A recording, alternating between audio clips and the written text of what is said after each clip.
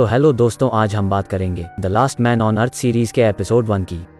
तो कहानी की शुरुआत एक रहस्यमयी वायरस से होती है जो हर इंसान को खत्म कर देता है, पर फिलिप मिलर पृथ्वी पर एक अंतिम इंसान बचा हुआ व्यक्ति है। वह पिछले 1 साल से अकेला रह रहा है और अधिक लोगों की तलाश के लिए अमेरिका घूम रहा है। वह हर एक राज्य में जाता है और खाली शहरों को मार्क करता है और संग्रहालयों से कलाकृतियां और महंगी पेंटिंग चुराता है। इंसानों को खोजने के असफल मिशन के बाद फिलिप अपने शहर टक्सन लौटने का फैसला करता है। फिर भी वह आखिरी प्रयास के रूप में वह हर बिलबोर्ड पर अलाइव इन टक्सन लिखता है। टक्सन में वह अपने लिए सबसे बड़ा घर चुनता है और उसे अपना नया घर घोषित करता है। और वह अगले कुछ दिन सभी प्रसिद्ध चित्रों, व्हाइट हाउस की एक चटाई, अपनी एक तस्वीर और अन्य वस्तु सजाने में बिताता है। लेकिन हर दिन सोने से पहले फिलिप हाथ की लकीरें घिसने के लिए भगवान से माफी मांगता है और चाहता है कि वो मृत्यु से पहले कम से कम एक लड़की से मिलवा दे। अगले दिन ऐसी ढेरों कारें हैं जिनका इस्तेमाल वो ड्राइव करने के लिए कर सकता है। वह अपने अंडरवियर में किराने की दुकान पर जाता है और बंदूक का उपयोग करके कांच फोड़ता है। केवल 1 साल में वह इंसानी रवैये को पूरी तरह से भूल गया है, क्योंकि उसे सबक सिखाने वाला कोई नहीं है।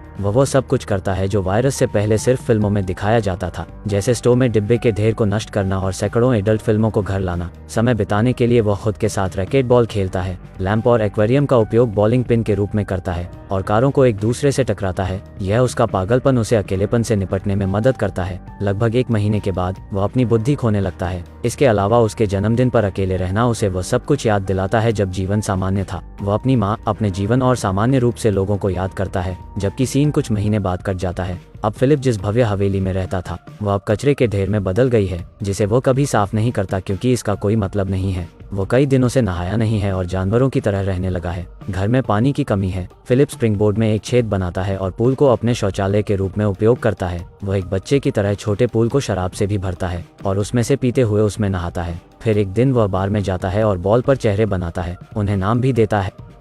वो उनसे ऐसे बात करता है जैसे वे उसके असली दोस्त हों, बस यह महसूस करने के लिए कि वह अकेला नहीं है। रात में वह एक बॉल को कपड़े की दुकान पर लाता है और एक पुतले से बात करता है जैसे वह उसे पसंद करता है। और जब उसका हाथ टूट जाता है तो फिलिप अपना दिमाग खो देता है। फिर वो फैसला करता है कि वह अब और नहीं जीना चाहता और वह पहाड़ी पर जाता है। वह अपने सभी बॉल फ्रेंड्स को हमेशा के लिए याद रखने का वादा करते हुए उन्हें विदाई देता है। फिर वह अपनी कार को पूरी गति से चट्टान की ओर लाता है, लेकिन अचानक वह दूर से धुआं उठता हुआ देखता है और टकराने से पहले कार को रोक देता है। फिलिप को अपनी आंखों पर विश्वास ही नहीं हो रहा है और वह तुरंत धुएं का पीछा करता है और वह तक पहुंचता है और उसे कुछ ऐसा दिखाई देता है जिसे देखने के लिए वह पिछले 1 साल से भीख मांग रहा था। किसी ने अपनी ब्रा को धूप में सुखाने के लिए छोड़ दिया है। फिलिप उसकी गंध लेता है और वह इतना हैरान हो जाता है कि वह बेहोश हो जाता है। जब वह उठता है तो देखता है कि एक खूबसूरत लड़की उसे गोद में लिए हुए है। वह बहकावे में आकर उसकी इच्छा पूरी करने का वादा करती है और उसे चूम लेती है। फिलिप आनंद ले रहा है, पर वह उठता है और उसे पता चलता है कि वह सपना देख रहा था। उसके सामने वाली लड़की बदसूरत तो नहीं, पर उम्र में बड़ी होती है।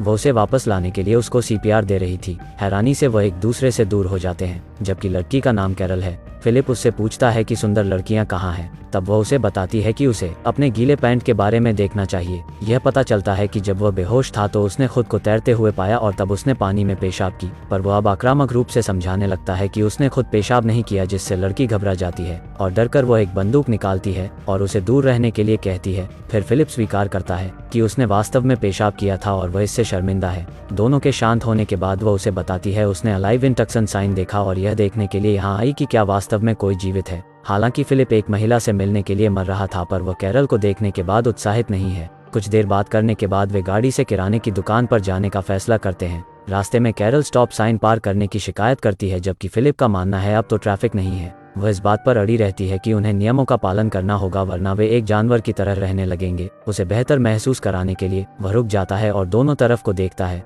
यह बताता है कि कोई भी सड़क पार नहीं कर रहा है। जब वे किराने की दुकान पर आते हैं तो फिलिप पार्क में विकलांग लोगों की जगह पर गाड़ी लगाता है, तो कैरल उससे फिर से बहस करती है, पर फिलिप जोर देकर कहते हैं कि विकलांग लोगों के पास अपनी कार पार्क करने के लिए बहुत सारी जगह है। जब कैरल अभी भी उसे कहीं और पार्क करने का आग्रह करती है तो वो गाड़ी को स्टोव में घुसा देता है। उसके बाद वो घर आते हैं और कैरल उसके रहने के तरीके से नफरत करती है। उसके पास 2 स्विमिंग पूल हैं, एक में उसका पॉटी और दूसरे में कचरा भरा है। तब कैरल ने उस पर पेंटिंग चुराने का भी आरोप लगाया, हालांकि उन्हें पता है कि वह अब किसी की नहीं है। घर के दौरे के अंत तक फिलिप उसे अपने टेंट में वापस जाने के लिए कहता है। अगली सुबह फिलिप कैरल को उसकी घर की सफाई करते हुए दिखती है। वह उसे दुकान से सफाई का सामान लेने के लिए उकसाती है क्योंकि उसे इंसानों की तरह जीना शुरू करना पड़ेगा। रात में फिलिप अपने बॉयफ्रेंड्स के पास जाता है और कैरल के बारे में शिकायत करता है। उसे ऐसा लगता है कि वे एक विवाहित जोड़े हैं जिन्हें तलाक लेने की सख्त जरूरत है। अगली सुबह वह रहने के लिए बगल के घर में आती है। वह उसे दूर भगाने की कोशिश करता है लेकिन कैरल जिद्दी है और एक जवाब के रूप में फिर फिलिप अपनी पैंट उतार देता है।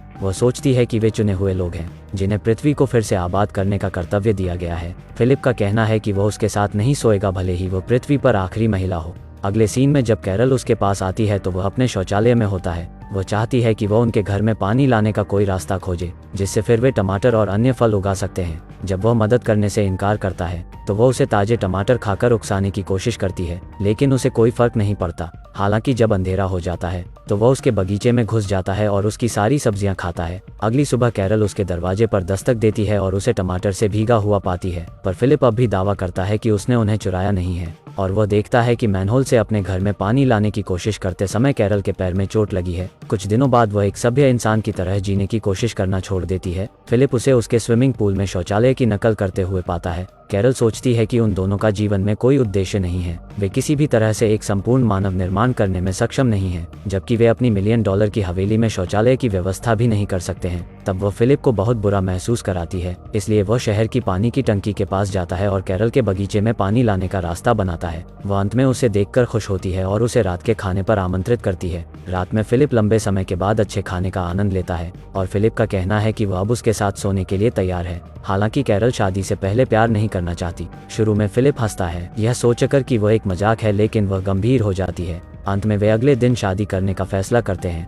अगले सीन में वे चर्च में अपनी मन्नतें कह रहे हैं, लेकिन फिलिप को लगता है कि यह आवश्यक नहीं है। पर जब वे चर्च से बाहर निकलते हैं तो मेहमानों की भीड़ उनका स्वागत करती है। फिलिप को पता चलता है कि उसने गलती की है तो वह चिल्लाता है। फिर वह अपने बिस्तर पर उठता है और पता चला कि यह एक सपना था। यह सुनिश्चित करने के लिए खिड़की से बाहर देखता है जबकि दुनिया अभी भी मर चुकी है। इसके बाद आखिरकार शादी का दिन आता है। कैरल सजावट और केक तैयार करती है जबकि फिलिप को उनके लिए रिंग लाने का काम सौंपा जाता है। हालांकि रिंग लाने के बजाय वह अपने बॉयफ्रेंड्स के लिए एक बैचलरेट पार्टी रखता है। एक पार्किंग जगह में चीजों को आग लगा देता है, यहाँ तक कि वह पुतले को अलविदा कहने भी जाता है और उसे बताता है कि वह हमेशा उसके जीवन का प्यार बनी रहेगी। रात में वह चर्च जाता है जहाँ कैरल ने एक रिकॉर्डिंग तैयार की है जो उनकी शादी को अंजाम देगी। अंत में रिंग पहनने का समय आ गया है तो वह रिंग लाया ही नहीं था। तब उसे पता चलता है कि वह अकेली है जो प्रयास कर रही है और वह वहां से चली जाती है। बाद में फिलिप उसके घर आता है, उससे बात करने की कोशिश करता है लेकिन वह कोई जवाब नहीं देती, इसलिए वह सामने के दरवाजे को हथौड़े से तोड़ता है और घर में आता है। उसे सरप्राइज करने के लिए उसने वास्तव में इसे सजाने का प्रयास किया है। उसने उनके लिए एक केक भी तैयार किया है। उसने जो किया उसके बारे में उसे बहुत बुरा लगता है और वह उससे माफी मांगता है। वह यह भी बताता है कि वह वास्तव में उसके पकाए खाने को पसंद नहीं करता है, लेकिन फिर भी उसे खुशी है कि वह साथ में मौजूद है क्योंकि उसके बिना वह अभी जीवित नहीं होता। इतना कहने के बाद फिलिप उसे बाहर लाता है और वे एक गहने की दुकान पर जाते हैं जहां कैरल को अपनी पसंद की सभी रिंग मिलती हैं। वे अंत में शादी को अंजाम देते हैं। रात में दोनों प्यार करते हैं लेकिन कैरल रात भर बात करना बंद नहीं करती। अगली सुबह वह उसे अपने घर में रैकेट बॉल खेलते हुए पाती है। फिलिप को लगता है कि वह उसे फिर से सताने जा रही है, लेकिन वह उस खेल में शामिल होती है, जिसके बाद वे दिन का आनंद अग्निरोधक सूट बनाते हैं और एक दूसरे को आग लगाते हैं। बियर के डिब्बे पर बुलडोजर चलाते हैं और फिलिप की पूर्व प्रेमिका से मिलने जाते हैं। उसके पति पर ट्राई मारने के लिए कैरल उसे पीटने लगती है। पहली बार फिलिप खुश है कि उसने उससे शादी की और सोचता है कि उनका जीवन अब बेहतर हो सकता है। और जैसे ही वे घर वापस जा रहे थे तब उन्होंने अचानक एक जंक्शन पर एक लिमो को टक्कर मार दी। तब हैरान फिलिप देखता है कि एक खूबसूरत लड़की उसमें से निकल रही है, तो उसे अपनी शादी पर पछतावा होने लगता है। और इसी के साथ एपिसोड 1 खत्म होती है। अगर हो सके तो वीडियो को लाइक करें और चैनल को सब्सक्राइब। मिलते हैं किसी और वीडियो में। Thank you.